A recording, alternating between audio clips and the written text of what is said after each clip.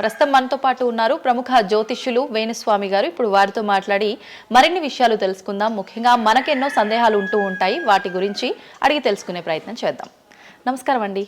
నమస్తే తల్లి. ఓం నమో వెంకటేశాయ. వెంకటాద్రి సంస్థానం బ్రహ్మాండే నాసికించిన వెంకటేశ సమోదేవో నా భూతో నా భవిష్యతి. ఇప్పటి వరకు కూడా రకరకాల విపత్తులు అయితే మనం చూసాం. గత ఉగాది మన కొత్త సంవత్సరం నుంచి కూడా ఇప్పటి వరకు చాలా విపత్తులు చూసినాం. అంటే పంచభూతాల్లో ఒక్కొక్కటి ఒక్కొక్క ప్రళయంగా, అగ్ని ద్వారా కావచ్చు, గాలి ద్వారా కావచ్చు, రకరకాలుగా. ఇప్పుడు ఈ గ్రహాల మార్పుల వల్ల ఏవో రాబోతున్నాయని, మొన్న రీసెంట్గా బ్రహ్మంగారి ఇల్లు కూలింది అని, అంటే ఎక్కడ ఏ మూలన ఏం జరిగినా కూడా దాన్ని ప్రతి ఒక్కదానికి లింక్ చేసి దానివల్ల ఏదో దుష్ప్రభావాలు రాబోతున్నాయి, దీనివల్ల ఇబ్బందులు పడబోతున్నారని చెప్తున్నారు. మరి ఈ 2026 మనమైతే ఉగాది నుంచి చూసుకుంటాం, కానీ ఆంగ్ల నూతన సంవత్సరం రాబోతోంది. దీని ద్వారా మనకు ఉగాది వరకు ఈ మధ్య కాలంలో ఎలా ఉండబోతోంది, గ్రహాలు రాశుల పరంగా చూసుకుంటే, పంచభూతాల పరంగా చూసుకుంటే, తర్వాత మనకి ఈ సంవత్సరం మారిన తర్వాత ఎలా ఉండబోతోంది. సో రాబోతున్నటువంటి సంవత్సరం పేరు కూడా చాలా చాలా చాలా కాంట్రవర్షియల్ నేమ్, పరాభవనామ సంవత్సరము. పరాభవము అంటే ఓటమి, అవమానముతో కూడిన ఓటమి అని అర్థం.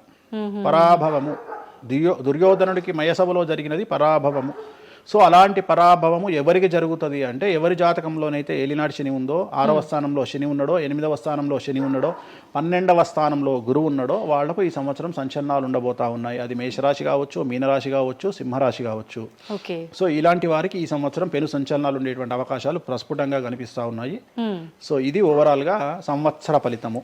ఇక 12 రాశులకు సంబంధించి ముందుగా మేషరాశి కనుక తీసుకున్నట్లయితే, మేషరాశికి ఈ సంవత్సరము ఏలినాటి శని నడుస్తూ ఉంది. సో ఏలినాటి శని ఒక పక్క గురువు బాగాలేడు, ఒక పక్క రాహు బాగాలేడు, ఒక పక్క కేతు బాగాలేడు. సో ఇలాంటి సందర్భంలో పెను సంచలనాలకు కారణభూతమయ్యేటువంటి అవకాశం ఉంది. సో విద్యార్థులకు ఉత్తీర్ణత శాతం తగ్గుతుంది, కోరుకున్న ప్లేస్మెంట్స్ రావు, వీసా రిజెక్ట్ అయ్యే అవకాశం ఉంది. ఉద్యోగస్తులకు పై అధికారుల వల్ల సమస్యలు ఉంటాయి, ప్రమోషన్లు ఆగిపోతాయి. సో బదిలీలు చాలా దూరంగా బదిలీలు అయ్యే అవకాశం కనిపిస్తూ ఉంది. రాజకీయ నాయకులకు ఫెయిల్యూర్స్ కనిపిస్తూ ఉన్నాయి, ఉన్న పదవులు కోల్పోయే అవకాశం కనిపిస్తుంది, ఎన్నికలలో ఓటమి కనిపిస్తూ ఉంది. రైతులకు మొదటి పంట కంటే రెండవ పంట బాగుండే అవకాశం ఉంది. కళాకారులకు, క్రీడాకారులకు అవకాశాలు తగ్గిపోయి ఆదాయం తగ్గిపోయే అవకాశం ఉంది. స్త్రీలకు సంబంధించి భర్తల మధ్యన గొడవలు అయ్యే అవకాశం ఉంది. అలాగే వ్యాపారస్తులకు, బ్యూరోక్రాట్లకు ఈ సంవత్సరం ఏసీబీ, సిబిఐ, సిఐడి లాంటి కేసులు లేదా ఈడీ కేసులు కనిపిస్తూ ఉన్నాయి. ఈ సంవత్సరం ఓవరాల్గా మేషరాశి వాళ్ళని తీసుకుంటే న్యాయపరమైన ఇబ్బందులు, ఆర్థికపరమైన ఇబ్బందులు, ఆరోగ్యపరమైన ఇబ్బందులు, తండ్రికి సంబంధించిన అపమృత్యు గండము, అలాగే న్యాయపరమైన చిక్కులు, వాహన ప్రమాదాలు, భార్యాభర్తల మధ్యన గొడవలు, ఇవన్నీ మేషరాశి వారికి కనిపిస్తూ ఉన్నాయి. మరి ఏం చేసుకోవాలా అంటే, తిరునల్లా శనీశ్వర ఆలయంలో ప్రత్యేకమైన శని పూజ నిర్వహించుకోవడంతో పాటు నలుపు రంగు దుస్తులకు దూరంగా ఉండడము, నలుపు చెప్పులు, నలుపు వాహనాలకు దూరంగా ఉండడము, లెదర్ వస్తువులకు దూరంగా ఉండడము, నలుపు లెదర్ వస్తువులకు దూరంగా ఉండడం వల్ల సమస్యల నుండి గట్టెక్కుతారు. ఏడాదంతా వీటికి దూరంగా ఉండాలి. మరి తర్వాత నెక్స్ట్ వృషభ రాశి. సో వృషభ రాశి వారికి ఈ సంవత్సరం 100కు ఇంచుమించుగా 75% అనుకూలంగా ఉంది. రాహువు, కేతువు, గురువు, శని అనుకూలత కనిపిస్తూ ఉంది. చాలా బాగుండబోతా ఉంది. ఈ సంవత్సరం మే నుండి విపరీతమైన రాజయోగం పట్టబోతా ఉంది. చాలా అనుకూలంగా ఉంది. విద్యార్థులకు ఉత్తీర్ణత శాతం ఉంటుంది. స్త్రీలకు అనుకూలమైన ఫలితాలు ఉంటాయి. స్త్రీలకు మీ ఇంట్లో కమాండింగ్ అంతా మీదే ఉంటుంది. రాజకీయ నాయకులకు ఎన్నికలలో విజయాలు సాధిస్తారు. డబ్బులు ఎక్కువ ఖర్చైనా విజయాలు సాధిస్తారు. అలాగే రైతులకు 2 పంటల దిగుబడి, రాబడి బాగుంటుంది. విద్యార్థులకు కోరుకున్న ప్రదేశాల్లో సీట్లు వస్తాయి. ఉత్తీర్ణత శాతం పెరుగుతుంది. అవివాహితులకు వివాహ యోగ సూచనలు కనిపిస్తున్నాయి. సంతానం లేని వారికి సంతాన యోగం కనిపిస్తూ ఉంది. వ్యాపారస్తులకు, అన్ని రంగాల వ్యాపారస్తులకు అనుకూలమైన ఫలితాలు ఉండబోతా ఉన్నాయి. క్రీడాకారులకు, కళాకారులకు అవకాశాలు, ఆదాయము పెరుగుతాయి. ఓవరాల్గా ఈ సంవత్సరం పూర్తి స్థాయిలో మీకు ఎటువంటి సమస్యలు కనిపించడం లేదు. చాలా బాగుంది కాబట్టి మీకు ఎటువంటి రెమెడీస్ అవసరం లేదు. వీలైతే సోమవారం నాడు శివాలయంలో రుద్రాభిషేకాన్ని నిర్వహించుకోండి. సో నెక్స్ట్ మిథున రాశి. ఈ సంవత్సరం ఏదైనా రాశి 100కు 110% అనుకూలంగా ఉంది అంటే మిథున రాశి. సో గురువు, రాహువు, కేతువు అన్ని గ్రహాలు అనుకూలంగా ఉన్నాయి. పట్టిందల్లా బంగారంగా ఉంటుంది. గురువు అతిచారం వల్ల మీ జాతకం చాలా బాగుండబోతా ఉంది. గత 10 సంవత్సరాల నుండి మీరు పడుతున్నటువంటి కష్టాలన్నీ తొలగిపోయే అవకాశాలు కనిపిస్తూ ఉన్నాయి. సో కొత్త స్పీడ్తో ముందుకు వెళ్ళండి, కొత్త ఆలోచనలు చేయండి, ఎంత గొప్పగా జీవితంలో ముందుకెళ్లాలో ప్లాన్ చేయండి, చాలా గొప్పగా ఆలోచించండి, చిన్నగా ఆలోచన చేయకండి. గురువు విపరీత రాజయోగాన్ని ఇవ్వబోతా ఉన్నాడు. దైవబలం మీకు అనుకూలంగా ఉంది, గురుబలం మీకు అనుకూలంగా ఉంది, శనిబలం మీకు అనుకూలంగా ఉంది. కాబట్టి కొత్త వ్యాపారాలు ప్రారంభించండి. విపరీతమైనటువంటి చాలా గొప్పగా కలలు కనండి. ఆ కళలను సాకారం చేసుకునే దిశగా ప్రయాణం చేయండి. విద్యార్థులకు అనుకూలంగా ఉంది, ఉద్యోగస్తులకు అనుకూలంగా ఉంది, వ్యాపారస్తులకు అనుకూలంగా ఉంది, రైతులకు 2 పంటలు అనుకూలంగా ఉంది. సో ప్రతి వాళ్ళు చెరువులు, తర్వాత చేపల చెరువులు, రొయ్యల చెరువులు పండించే వాళ్ళకు అనుకూలంగా ఉంది, పౌల్ట్రీ ఫామ్ వాళ్ళకు అనుకూలంగా ఉంది, రాజకీయ రంగం వారికి అనుకూలంగా ప్రజల్లో మంచి మార్పులు కనిపిస్తూ ఉన్నాయి. స్త్రీలకు మీదే కమాండింగ్గా ఉంటుంది, కుటుంబంలో మీరు ఏం చెప్తే అది జరిగేటువంటి అవకాశాలు కనిపిస్తూ ఉన్నాయి. సో మిథున రాశి వారికి పూర్తి స్థాయిలో అనుకూలంగా ఉంది. ఎటువంటి రెమెడీస్, ఎటువంటి పూజలు అవసరం లేదు. అద్భుతం అయితే వీళ్ళది. నెక్స్ట్ కర్కాటక రాశి. సో నెక్స్ట్ కర్కాటక రాశి. సో కర్కాటక రాశి వారికి కూడా ఇంచుమించు 90% అనుకూలంగా ఉంది. కాకపోతే ఇక్కడ ఉన్న సమస్య ఏంటి అంటే మే వరకు 2026 మే వరకు కొద్దిగా వీళ్ళకు గురువు 12వ ఇంట్లో ఉన్నాడు కాబట్టి కాళ్ళు చేతులు విరిగే అవకాశం ఉంది, దెబ్బలు తగిలించుకునే అవకాశం కనిపిస్తూ ఉంది. జాగ్రత్తగా ఉండండి. సాధ్యమైనంత వరకు yellow colour, lemon yellow colour దుస్తులు ధరించే ప్రయత్నం చేయండి. చాలా అనుకూలంగా ఉండబోతూ ఉంది. రాజకీయ రంగంలో ఉండే వాళ్లకు విపరీతమైనటువంటి విజయాలు సిద్ధిస్తాయి. జనాల్లో అనుకూలమైన వాతావరణం ఉంటుంది. వ్యాపారస్తులకు విశేషించి అనుకూలంగా ఉంటుంది. విద్యార్థులకు అనుకూలంగా ఉంటుంది. అలాగే రైతులకు అనుకూలంగా ఉంటుంది. కళాకారులకు, క్రీడాకారులకు మరీ అనుకూలంగా ఉంటుంది. కాకపోతే ఓవరాల్గా కర్కాటక రాశి వారికి ఈ సంవత్సరం కొద్దిగా శత్రువుల యొక్క బెడద ఒక 10% కనిపిస్తూ ఉంది. కానీ శత్రువులను పట్టించుకోకండి. శని బలం వల్ల వాళ్ళు ఎంత ప్రయత్నాలు చేసినా, రాహు బలం వల్ల వాళ్ళు ఎంత ప్రయత్నాలు చేసినా మిమ్మల్ని ఎవరు ఏమీ చేయలేరు.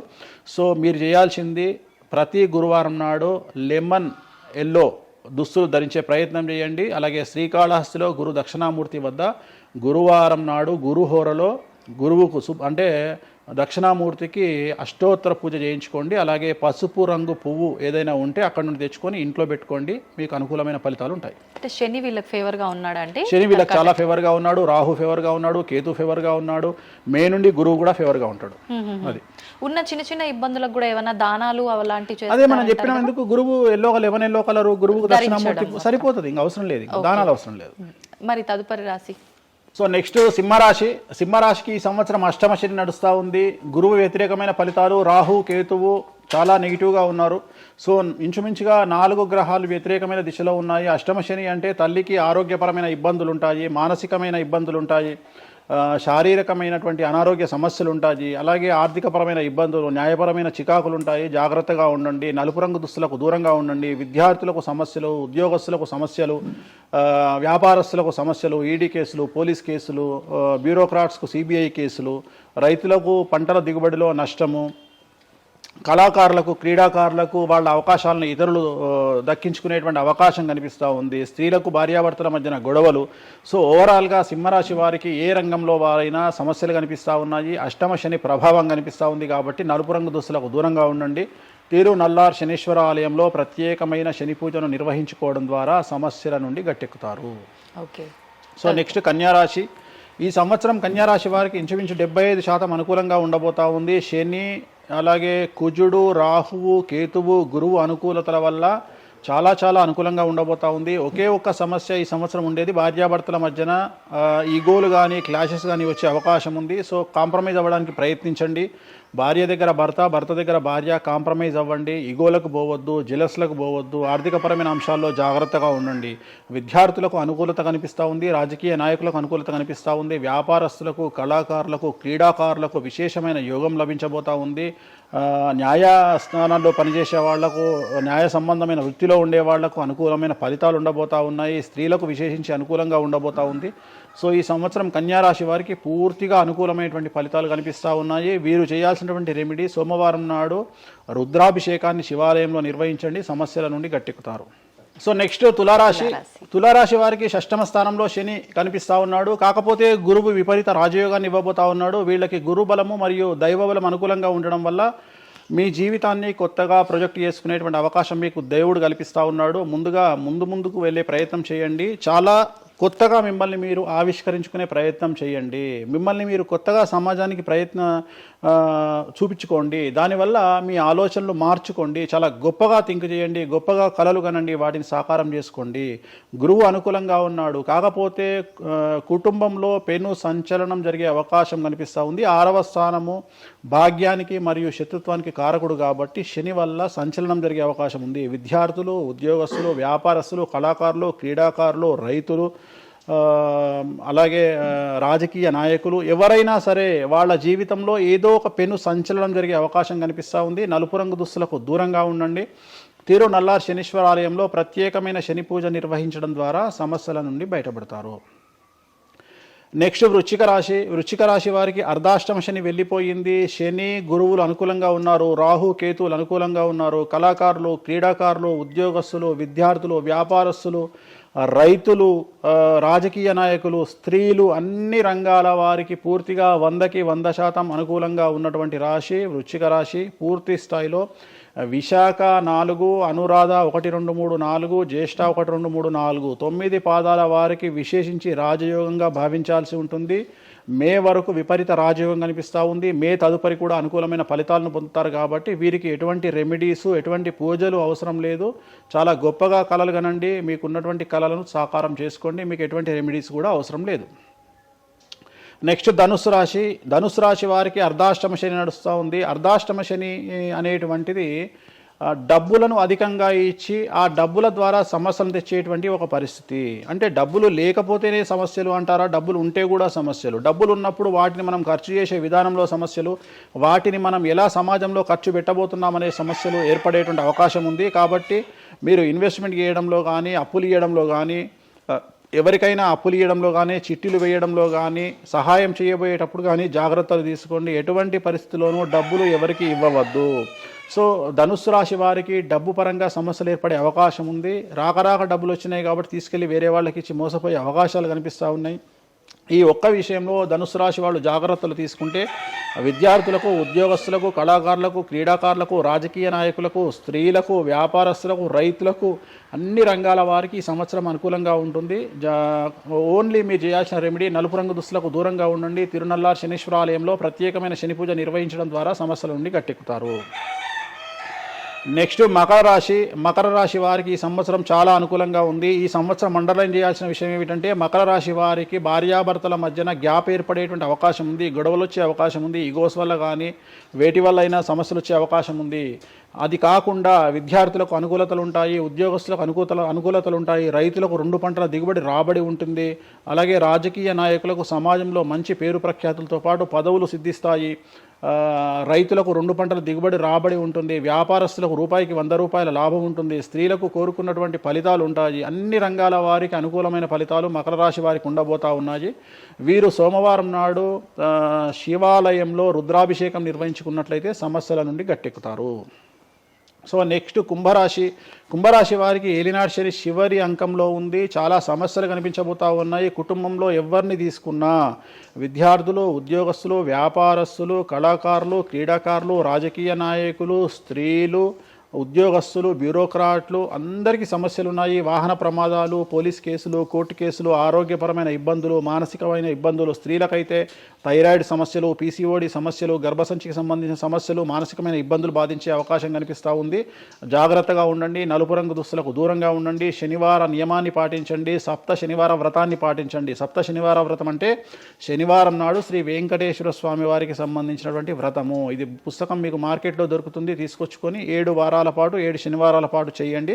సమస్యల నుండి గట్టెక్కుతారు. ఇక చివరిది లాస్ట్ది అనేటువంటిది మీనరాశి వారికి ఈ సంవత్సరం జన్మశని నడుస్తూ ఉంది. జన్మశని చాలా డేంజరస్గా ఉండబోతూ ఉంది.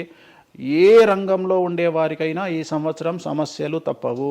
ఆర్థికంగా, సామాజికంగా, న్యాయపరంగా, ఆరోగ్యపరంగా, వాహన ప్రమాదాలు అవ్వచ్చు, ఆర్థికపరమైన నష్టాలు అవ్వచ్చు, పోలీస్ కేసులు అవ్వచ్చు, ఇంట్లో తల్లిదండ్రులు ఒకళ్లకు ప్రాణగండాలు అవ్వచ్చు, భార్యాభర్తల మధ్యన గొడవలు అవ్వచ్చు. మరీ ముఖ్యంగా ఈ సంవత్సరం మీనరాశి జాతకులు ఉండేటువంటి ఇళ్లలో మగవాళ్లకు సంపాదన లేకుండా ఖాళీగా ఉండడం వల్ల ఆడవాళ్ళు మాత్రమే సంపాదించి, ఆడవాళ్ల ఉద్యోగంతో డబ్బులు సంపాదించి, ఆడవాళ్ళ అంటే భార్యల మీదనో, ఆడవాళ్ళ కూతుళ్ళ మీదనో, తల్లి మీదనో బ్రతికేటువంటి పరిస్థితి మగవాళ్లకు ఉండే అవకాశం ఉంది. కాబట్టి ఈగోలను చంపుకోండి. సో ఆడవారిని ఆడవారి మీద బ్రతకడానికి సిద్ధపడండి, కష్టపడండి, మానసికంగా సంసిద్ధులుగా ఉండండి. అంటే అలాంటి ఒక కండిషన్ ఈ సంవత్సరం ఉండబోతా ఉంది. ఈ ఒక్క సంవత్సరాన్ని కనుక మీరు దాటగలిగితే మీ జీవితంలో మంచి మంచి మంచి పొజిషన్లకు వెళ్తారు. సో నలుపు రంగు దుస్తులకు దూరంగా ఉండండి, రాత్రిపూట ప్రయాణాలు చేయకండి, వాహన ప్రమాదాలు జరిగే అవకాశం కనిపిస్తూ ఉంది, జన సమూహం ఉన్నటువంటి ప్రాంతాలకు వెళ్ళకండి. సో జాగ్రత్తలు తీసుకోండి, నలుపు రంగు దుస్తులకు దూరంగా ఉండండి. తిరునల్ల శనీశ్వర ఆలయంలో ప్రత్యేకమైన శని పూజ నిర్వహించడం ద్వారా సమస్యల నుండి బయటపడతారు. ఇప్పుడు ఈ రాశి ఫలాల్ని ఈ మధ్యకాలంలో చాలా మంది ఫాలో అవుతున్నారండి. ఇది అక్షరం అంటే పేరులో మొదటి అక్షరాన్ని బట్టి ఫాలో అవ్వాలా, లేదంటే డేట్ ఆఫ్ బర్త్ బట్టి వచ్చే రాశిని ఫాలో ఇది అవ్వాలా? పేరులో దాని సంబంధం లేదు, డేట్ ఆఫ్ బర్త్ ప్రకారం చూసుకోవాలి. రెండోది ఇది గోచారం, గ్రహచారం వేరు, గోచారం వేరు. ఇది జస్ట్ గోచారం ప్రకారం ఎలాగైతే మనము సౌరమానం ప్రకారము మనం చూసుకుంటామో అలా ఇది ఓన్లీ చాంద్రమానం ప్రకారము మీ నక్షత్రం ప్రకారం చూసుకోవాల్సిందే. మళ్ళీ వ్యక్తిగతమైన జాతకం వేరు. అంటే ఒక 3-4 రాశులు మినహాయించి అన్ని రాశుల వారికి కొంచెం ఇబ్బందికర పరిస్థితులే ఉన్నాయి. దానికి మీరు చెప్పిన రెమెడీస్ చేసుకుంటే సరిపోతుంది. అసలు నువ్వు జనవరి 1కు ముందు నా దగ్గరికి ఇంటర్వ్యూకి ఎందుకు వచ్చినావు? ఎందుకు రావు? ఉగాది కదా నువ్వు రావాలి. ఉగాదిది సపరేట్, అప్పుడు కొత్త పంచాంగం దృష్ట్యా ఇది సపరేట్. క్వశ్చన్ లేదు. ఎందుకని? తప్పు. దీనికి ఆన్సర్ చెప్పినాకనే ముందరకు పోవాలి మనం. ఉగాది 2026 మార్చి 19 నాడు శ్రీ పరాభవన సంవత్సరం వస్తుంది. దానికి కదా మనం పంచాంగం తీసుకోవాలి. నేను ఎందుకు ముందుగా వచ్చానంటే నేను దానికి ఆన్సర్ చెప్తా. మీరు ఎట్లాగో బిజీ పూజల్లో, మళ్ళీ నాకు అవకాశం దొరుకుతుందో లేదో తెలియదు. కాదు కాంపిటీషన్ జీవితములో నిన్ను నువ్వు నిలబెట్టుకోవడానికి కొత్తదనాన్ని ఎంచుకొని నిన్ను నమ్ముకున్నటువంటి ఓనర్కు నీ పూర్తి కర్త కర్మ క్రియ నీ రిజల్ట్ను ఇవ్వడానికి నువ్వు చేస్తున్నటువంటి ఒక ప్రయత్నం, నిన్ను నువ్వు జనాల్లో కొత్తగా ప్రొజెక్ట్ చేసుకోవడానికి చేస్తున్నటువంటి ప్రయత్నం. అదే ప్రయత్నం వేణుస్వామి చేసిండు కామాఖ్య విషయంలో. అమ్మా ఇట్లొచ్చారా? అర్థమైందా? కాబట్టి జనాల్లో కొత్తదానంలో కొత్తగా వస్తే నువ్వు గదే యాంకరింగ్ నేర్చుకున్నావు, గాయన గదే అడ్వకేట్ చదువుకుండు, గా టీవీ ఛానల్ గదే చేసింది. మరి గా టీవీ ఛానల్ ఏమో ప్రైమ్ టైమ్ స్లాట్ 2 లక్షలు ఎట్లా పోతుంది? పనికి వాళ్ళ చిన్న ఛానల్ 2000 ఎందుకు పోతుంది అంటే వాళ్ళు కష్టపడడానికి వాళ్ళు చేసిన స్టింగ్ ఆపరేషన్లు కావచ్చు, వాళ్ళు జీవితాన్ని నాశనం చేసిన విధానం కావచ్చు, వాళ్ళకి ఆ పేరు వచ్చింది. సో అట్లనే వేణుస్వామి కష్టపడి ఈ స్థాయికి రావడానికి వేణుస్వామికి అంటూ ఒక బ్రాండ్ ఉన్నది. సో రెండవది, ఇదే సంవత్సరం ఇదే ఛానల్లో 2025 శివ అనే ఒక యాంకర్ కు నేను ఇంటర్వ్యూ ఇచ్చిన. అందులో చాలా విషయాలు చెప్పిన. ఏమేం చెప్పినా, ఈ సంవత్సరము రైలు ప్రమాదాలు ఎక్కువ అని చెప్పిన, విమాన ప్రమాదాలు ఎక్కువ అని చెప్పిన. చెప్పంగా వెనకకెంచి వచ్చి వీడికి పని పాట లేదు, వీడు పొద్దుగాలు లేస్తే ఇటువే మాట్లాడతాడు అని తిట్టిరు నన్ను. మరి అయినప్పుడు ఒక్కడన్నా పెట్టడేంద్రా? పెట్టాలే కదా. ఎందుకు పెట్టారు అంటే చివరికి జ్యోతిష్యం చెప్పుకునే స్వేచ్ఛ కూడా మా బొందకు లేకుండా చేసిరు. జ్యోతిష్యంలో అరే ఇప్పుడు నా సొంత కవిత్వం కాదు, ఎవరిని అడిగినా చెప్తారు. ఈ సంవత్సరం గురువు అధిపతి కమాండర్ కేతువు అన్ని క్లియర్గా ఉన్నాయి. కేతువు అంటే మోక్షకారకుడు, భక్తికారకుడు. ఈ సంవత్సరం 2026లో ఎక్కడైతే జనాలు గుమిగూడు ఉంటారో అక్కడ ప్రాబ్లమ్స్ వస్తాయి. అది రేపు జరగబోయేటువంటి పుష్కరాలు కావచ్చు, రేపు జరగబోయే సమ్మక్క సారక్క పండగ కావచ్చు, లేకపోతే దేవాలయాల్లో ముక్కోటి ఏకాదశి కావచ్చు, ఎక్కడైతే భక్తి భావం ఉంటుందో అక్కడ చాలా పెద్ద పెను ప్రమాదాలు సంచలనాలు జరుగుతాయని శాస్త్రం చెప్తుంది. శాస్త్రం చెప్పినప్పుడు ఆ శాస్త్రాన్ని వేణుస్వామి చెప్తున్నాడు.